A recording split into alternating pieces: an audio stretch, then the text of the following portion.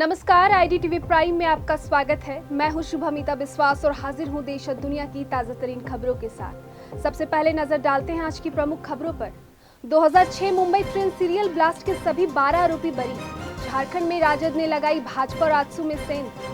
श्रावण की दूसरी सोमवारी पर शिवालयों में उमड़ा आस्था का सैलाब।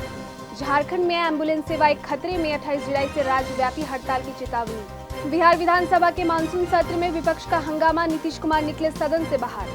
ऑपरेशन सिंदूर पर संसद में हंगामा, राज्यसभा में खड़गे ने सरकार से मांगा जवाब। जापान में पीएम इशिबा की पार्टी ऊपरी सदन में हारी। मिर्जापुर फिल्म से बाहर हुए विक्रांत मैसी, सचिव जी ने संभाली कमान। बांग्लादेश ने 18 साल में चौथी बार पाकिस्तान को T20 में हराया, 7 विकेट से मैच जीता।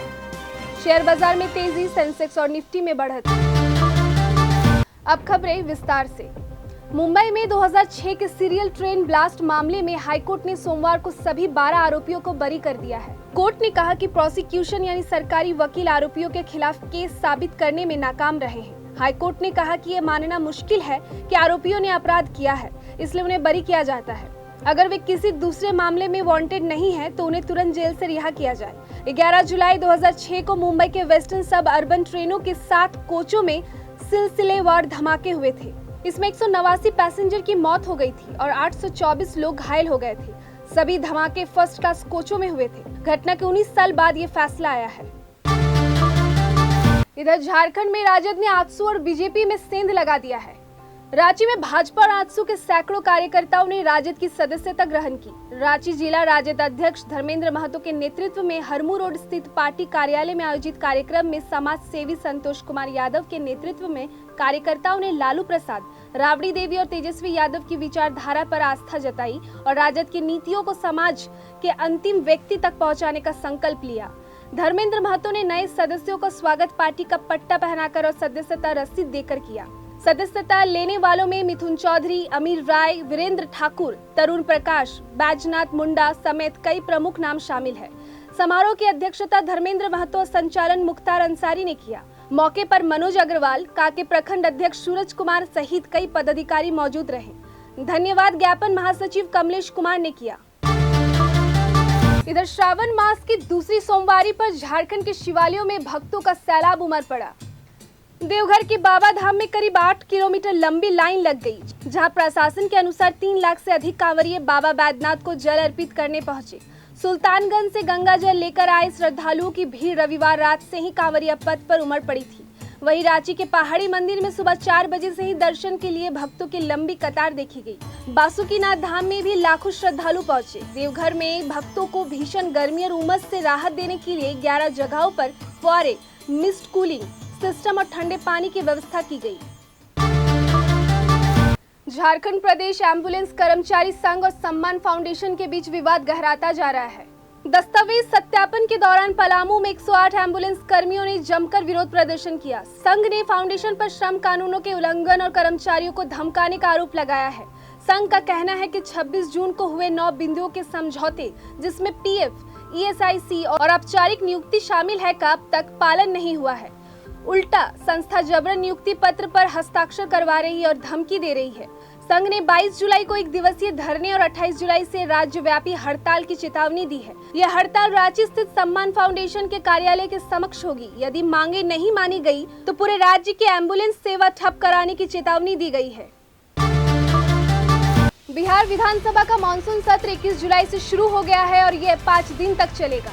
विधानसभा अध्यक्ष नंद किशोर यादव ने सदन को संबोधित करते हुए सत्र की शुरुआत की। इस दौरान मुख्यमंत्री नीतीश कुमार, दोनों डिप्टी सीएम सम्राट चौधरी और विजय कुमार सिन्हा, संसदीय कार्य मंत्री विजय कुमार चौधरी, विपक्ष के नेता तेजस्वी यादव, कांग्रेस विधायक दल के नेता शकील अहमद खान समेत सभी राजनीतिक दलों के नेता सदन में मौजूद रहे। हालांकि विपक्ष ने राज्य में कानून व्यवस्था, SIR नीति और प्रशासनिक विफलताओं को लेकर सरकार पर निशाना साधा। भाकपा माले विधायकों ने काले कपड़े पहनकर विरोध जताया। वहीं राजद विधायक राकेश रोशन ने नीतीश कुमार से इस्तीफे की मांग की। विधानसभा अध्यक्ष ने सदस्यों से शांति बनाए रखने की अपील की, लेकिन हंगामा जारी रहने पर सदन की कार्रवाई स्थगित कर दी गई। इसके बाद मुख्यमंत्री नीतीश कुमार भी सदन से बाहर चले गए। अब बढ़ते हैं राष्ट्रीय खबरों की ओर। जहां खबर मानसून सत्र से जुड़ी है। संसद के मानसून सत्र के पहले दिन ही ऑपरेशन सिंदूर और पहलगाम हमले को लेकर लोकसभा और राज्यसभा में हंगामा हुआ। विपक्ष ने इस मुद्दे पर चर्चा की मांग की और नारेबाजी की, जिसके कारण लोकसभा की कार्रवाई 2 बजे तक स्थगित कर दी गई।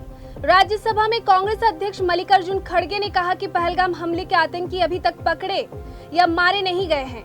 उन्होंने जम्मू कश्मीर में इंटेलिजेंस फेलियर की बात उठाई और सरकार से जवाब मांगा। केंद्रीय मंत्री जेपी नड्डा ने कहा कि सरकार चर्चा के लिए तैयार है और ऑपरेशन सिंदूर के सभी पहलुओं को सामने लाएगी। लोकसभा स्पीकर ओम बिरला ने कहा इस तरह के हंगामे को अनुचित बताया और कहा कि सरकार प्रश्नकाल के बाद जवाब देगी। मानसून सत्र 21 जुलाई से 21 अगस्त तक चलेगा, जिसमें कई महत्वपूर्ण बिल पेश होंगे। बढ़ते अंतर्राष्ट्रीय खबरों की ओर, जापान के प्रधानमंत्री शिगेरू इशिबा की लिबरल डेमोक्रेटिक पार्टी यानी एलडीपी और उसके सहयोगी गठबंधन ने देश के ऊपरी सदन में बहुमत खो दिया है। कुल 248 सीटों वाले इस सदन में उन्हें बहुमत के लिए 50 नई सीटें चाहिए थी, लेकिन केवल 47 मिली। यह 1995 के बाद पहली बार जब एलडीपी ने दोनों सदनों में बहुमत नहीं रखा।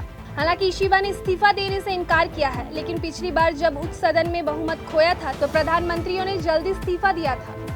अब इशिबा पर भी इस्तीफे का दबाव बढ़ रहा है। यदि वे हटते हैं तो एलडीपी में नई लीडरशिप की दौड़ शुरू हो सकती है। चुनाव के दौरान बढ़ती महंगाई और अमेरिका के संभावित टैरिफ से जनता में नाराजगी देखी गई। इशिबा विपक्ष के समर्थन से सरकार चला रहे हैं, जिससे उनकी स्थिति कमजोर हो गई है। अब आपको लेकर चलते हैं मनोरंजन जगत में। लोकप्रिय वेब सीरीज मिर्जापुर जल्द ही फिल्म के रूप में बड़े पर्दे पर आएगी, लेकिन इसमें एक बड़ा बदलाव हुआ है। सीरीज में बबलू पंडित का किरदार निभाने वाले विक्रांत मैसी अब फिल्म का हिस्सा नहीं होंगे। बताया गया है कि विक्रांत अपने अन्य प्रोजेक्ट्स में व्यस्त है, इसलिए उन्होंने फिल्म से दूरी बनाई है। विक्रांत की जगह पंचायत के सचिव जी यानी जितेंद्र कुमार को बबलू पंडित की भूमिका में कास्ट किया गया है। जितेंद्र की ओटीटी पर खास फैन फॉलोइंग है और उनका सहज अभिनय दर्शकों को खूब भाता है। मिर्जापुर की कहानी में गुड्डू और बबलू पंडित की जोड़ी खास थी। पहले सीजन में बबलू की मौत हुई थी, लेकिन फिल्म में संभव है फ्लैशबैक या नया ट्विस्ट दिखाया जाए। मेकर्स ने अभी तक इस बदलाव की आधिकारिक पुष्टि नहीं की है। खेल जगत की बात करें तो बांग्लादेश ने पाकिस्तान को टी20 क्रिकेट में 18 साल में चौथी बार हराते हुए पहले मैच में 7 विकेट से जीत दर्ज की। पाकिस्तान की टीम पहले बल्लेबाजी करते हुए सिर्फ 110 रन पर ऑल आउट हो गई। फकर जमान ने 44 रन बनाए, लेकिन बाकी बल्लेबाज फ्लॉप रहे। बांग्लादेश की शुरुआत धीमी रही, 2 विकेट महज 7 रन पर गिर गए, लेकिन परवेज हुसैन 56 और तौहीद हृदय 36 ने 73 रनों की मजबूत साझेदारी की और टीम को लक्ष्य तक पहुंचाया। जाकिर अली ने अंत में 15 रन जोड़े। ये बांग्लादेश की पाकिस्तान के खिलाफ टी20 में चौथी जीत है, जिसने उन्हें 3 मैचों की सीरीज में 1-0 की बढ़त दिलाई। दोनों टीमों के बीच आगामी मैच भी रोमांचक रहने की उम्मीद है। और अंत में बाजार और कारोबार की बात। कारोबारी सप्ताह की शुरुआत शेयर बाजार के लिए सकारात्मक रही। सोमवार को बीएसई सेंसेक्स 160 अंकों की बढ़त के साथ 81,918.53 पर खुला, जबकि एनएसई निफ्टी 0.12% चढ़ के 24,999.00 पर ओपन हुआ। निवेशकों की नजर आज Reliance industries, HDFC bank, ICIC bank, JSW steel, doctor Reddy's lab और इरकॉन इंटरनेशनल जैसे शेयरों पर रहेगी। वहीं शुक्रवार को बाजार में गिरावट देखी गई थी। सेंसेक्स 501 अंकों की गिरावट के साथ 81,757.73 पर और निफ्टी 0.57% टूटकर 24,968.40 पार बंद हुआ था। उस दिन विप्रो, टाटा स्टील और ओएनजीसी टॉपर गेनर रहे, जबकि एक्सिस बैंक और एसबीआई लाइफ टॉप लूजर में शामिल थे। सेक्टर की बात करें तो शुक्रवार को मेटल को छोड़कर सभी प्रमुख सेक्टर लाल निशान में बंद हुए थे, जिसमें वित्तीय और पीएसयू बैंक सबसे ज्यादा प्रभावित रहे। फिलहाल आज के लिए इतना ही। दर्शकों कैसी लगी हमारी ये पेशकश हमें जरूर बताएं। कल फिर मिलेंगे रात 8 बजे। बने रहिए हमारे साथ, देखते रहिए IGTV इंद्रधनुष।